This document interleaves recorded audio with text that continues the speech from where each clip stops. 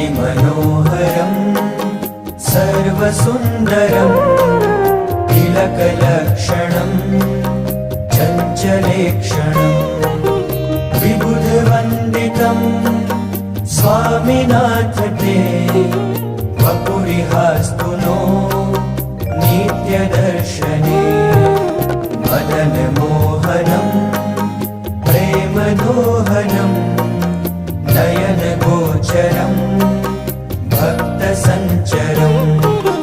भुवि सुदुर्लभं स्वामिनाथ ते वपुरिहास्तु नो नित्यदर्शने निजजनैः सदा वाञ्छितं हृदा